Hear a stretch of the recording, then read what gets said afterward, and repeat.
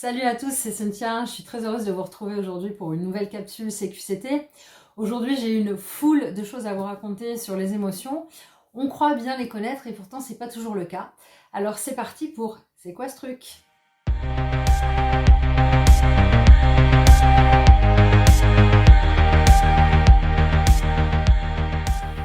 Alors de quoi on parle quand on parle des émotions? La joie, la colère, la tristesse, la peur, la surprise et le dégoût sont des émotions que vous connaissez, vous les avez déjà expérimentées. Vous n'avez pas besoin qu'on vous fasse une explication de texte. Quand quelqu'un a envie de vous jeter des assiettes à la figure, c'est qu'il n'est pas content, c'est qu'il est en colère. Et s'il vous fait au contraire un sourire jusqu'aux oreilles, c'est plutôt qu'il ressent de la joie. Donc tout ça vous connaissez. Moi je connais personne autour de moi qui n'ait pas connu toutes ces émotions-là, qui ne les ait pas expérimentées. Et ces émotions, elles sont décrites comme des émotions de base. Pourquoi? Parce que ce sont des émotions qui sont vécues dès la naissance. La première émotion qui est vécue par un bébé, en tout cas celle qui a été identifiée comme vraisemblablement étant la première émotion du bébé, c'est la peur. La peur, pourquoi? Parce que l'enfant, il est confortablement installé dans le ventre de sa mère, que tout d'un coup, il sort à l'air libre, il doit respirer, il a mal, il ne connaît pas l'environnement, mais après, très rapidement, il va vivre l'ensemble des émotions dont je vous ai parlé. Donc ce sont les émotions de base. Il y a des émotions secondaires, mais ces émotions secondaires, elles ne peuvent être vécues que quand l'enfant a conscience de soi. Et la conscience de soi pour un enfant n'arrive qu'à 18 mois. Donc tant qu'il n'a pas à peu près cet âge-là, l'enfant ne peut pas vivre la honte ou la culpabilité, qui sont des émotions qui nécessitent d'avoir conscience qu'on est une personne à part entière et qu'il y a d'autres personnes avec qui on peut interagir.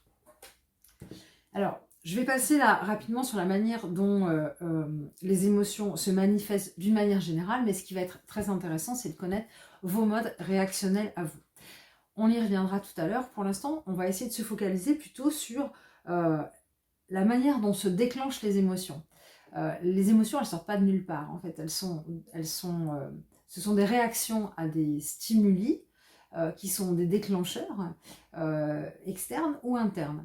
Un déclencheur externe, par exemple, ça va être un événement qui se passe à votre travail, ça va être une information que vous entendez au JT, ça va être une information ou bien une nouvelle qui vous vient de votre famille. Ça, ce sont des déclencheurs externes, ça vient de l'extérieur.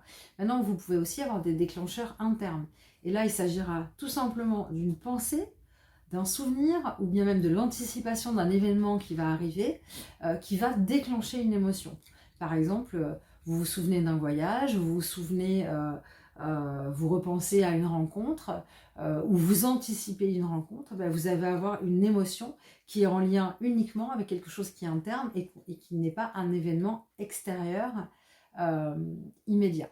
Alors, dans les deux cas, que le déclencheur soit externe ou interne, l'émotion va provoquer une réaction qui est à la fois physique et physiologique. On voit bien un enfant qui est heureux, qui vient d'apprendre qu'il allait partir, aller dans un parc pour s'amuser. Il va sauter, bondir, faire des petits, voilà, pousser des petits cris de joie. Il va exprimer quelque chose qu'on identifie tout de suite comme étant de la joie. Une personne qui est triste, en revanche, soit elle va être complètement abattue, soit elle va avoir les larmes qui coulent. L'émotion va être visible, mais d'une autre manière.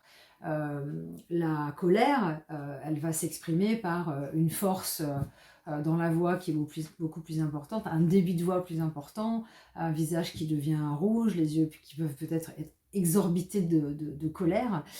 Et là, encore une fois, vous voyez bien que l'émotion ne se manifeste pas de la même manière. Pour ce qui est de la peur, vous avez des gens qui vont être tétanisés de peur et puis d'autres qui vont se mettre à courir pour fuir un danger. Et c'est vrai qu'en entendant ce dernier exemple, on voit bien que les émotions à l'époque préhistorique étaient très utiles pour fuir un prédateur qui pouvait nous manger tout cru. Aujourd'hui, c'est quand même un petit peu plus rare de croiser un tigre en allant faire ses courses. Donc la peur aujourd'hui n'a plus les mêmes déclencheurs, mais peut avoir toujours finalement les mêmes modes réactionnels. Alors c'est vrai que les déclencheurs aujourd'hui ne sont pas les mêmes qu'au moment de la préhistoire. Il n'en reste pas moins vrai que les émotions restent toujours très utiles. Pourquoi? Parce que les émotions sont des sonnettes d'alarme et elles nous indiquent en fait qu'on est dans un état où un de nos besoins n'est pas assouvi. Pour Pour travailler sur vos émotions, vous pouvez aussi travailler sur votre conscience des émotions. Par exemple, si vous prenez la peur, vous allez vous interroger sur les points suivants. Par exemple, comment vous savez que vous avez peur? Comment, chez vous, la peur, elle se manifeste? Est-ce qu'elle se manifeste différemment suivant les situations? Comment est-ce que vous remarquez que vous avez peur? Ou comment est-ce que quelqu'un en face de vous va remarquer que vous avez peur? Comment est-ce que ça vous affecte? Est-ce que vous êtes capable de nommer les endroits où se loge la peur? Voilà. C'est toutes ces questions-là que vous allez vraiment vous poser sur la peur pour savoir ce que c'est la peur chez vous. C'est quoi? Comment elle se manifeste? Comment elle apparaît? Quel bruit elle fait dans votre tête? Voilà. Qu'est-ce qui se passe? Donc ça c'est intéressant parce que ça va vous permettre de la reconnaître très vite. Et ça a un autre mérite, c'est de vous faire prendre conscience des moments où vous n'êtes pas dans la vraie émotion. Alors, pourquoi est-ce que je vous parle d'émotions qui ne sont pas vraies? Parce qu'on parle aussi d'émotions détournées. On l'a vu tout à l'heure, les émotions sont des réactions à des déclencheurs internes ou externes. Or, il arrive que ce mécanisme réactionnel ne fonctionne pas exactement comme il devrait et que les émotions qu'on exprime ne correspondent pas à leur fonction d'origine, à savoir nous alerter sur un besoin fondamental non assouvi. Alors, il y a 5 types d'émotions détournées. La première, c'est l'émotion de substitution. Donc, c'est une émotion qu'on va exprimer à la place d'une autre. Je vous prends un exemple. Imaginez qu'une maman ou un père ait éduqué son fils en lui disant « Un homme qui est viril ne pleure pas ». Bien plus tard, dans sa vie d'adulte, l'homme, ou même dans sa vie d'adolescent, bien avant d'être adulte, l'homme ne va pas savoir exprimer sa tristesse en pleurant. À la place de ça, ou même en étant triste, tout simplement, à la place de ça, quand il aura matière à être triste, il va se mettre en colère. Ce phénomène, on l'appelle une émotion de substitution. La colère vient se substituer à la tristesse. Alors, il existe également le phénomène de la contamination émotionnelle.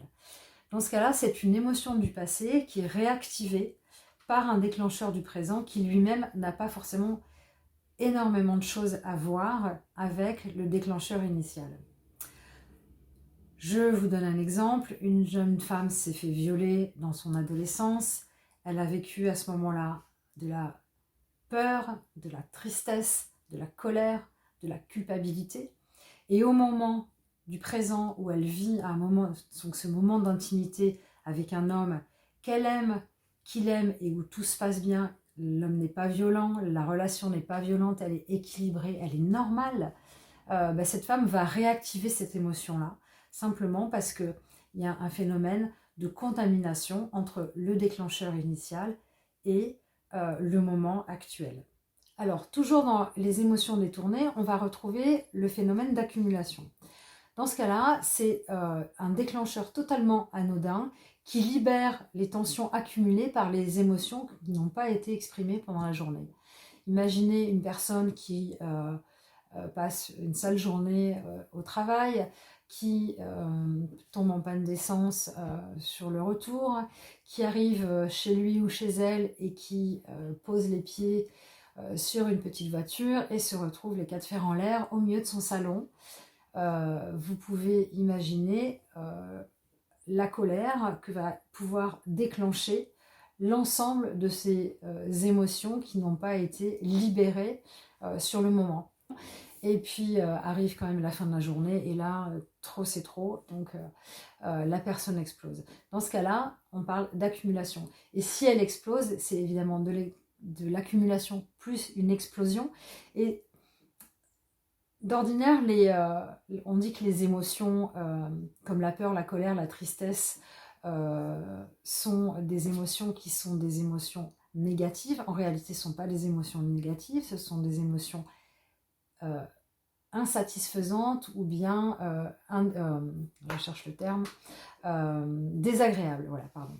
Donc ce sont des émotions désagréables. Or là, dans notre exemple, la colère devient une émotion presque agréable, une émotion de récompense. En fait, l'explosion qui libère toutes ces tensions devient en réalité une récompense pour la personne qui explose. Alors, la quatrième des émotions détournées, c'est le cas de la contagion.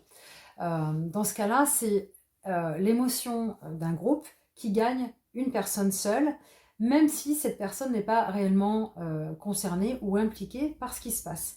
On va prendre tout simplement l'exemple d'une personne qui arrive dans un meeting qui est en cours depuis un certain temps.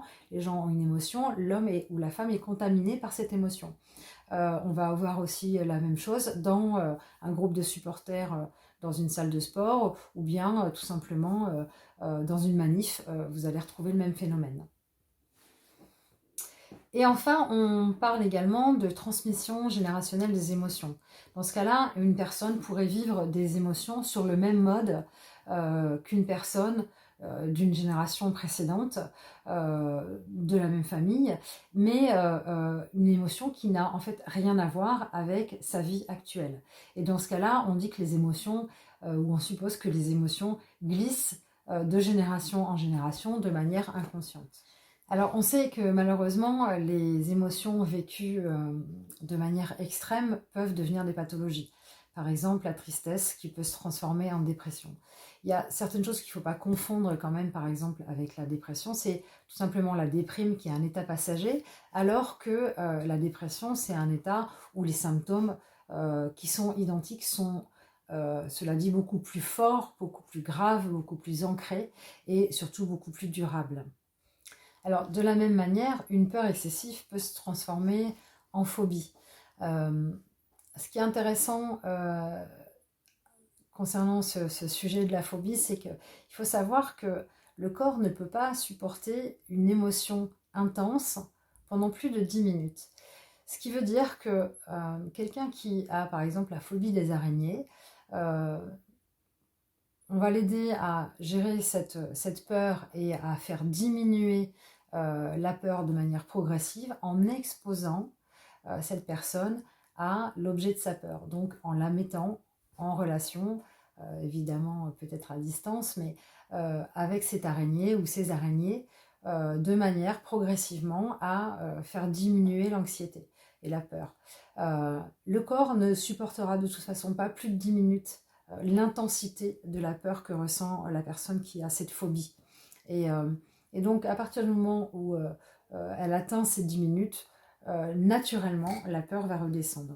Donc, on soigne ces phobies par de l'exposition, en fait. Et c'est intéressant de savoir ça parce que même si à un moment, vous, dans votre quotidien, vous subissez une colère extrêmement forte, cette colère ne pourra pas durer plus de 10 minutes. Donc, allez faire un tour et puis revenez, vous verrez, ça se sera amélioré.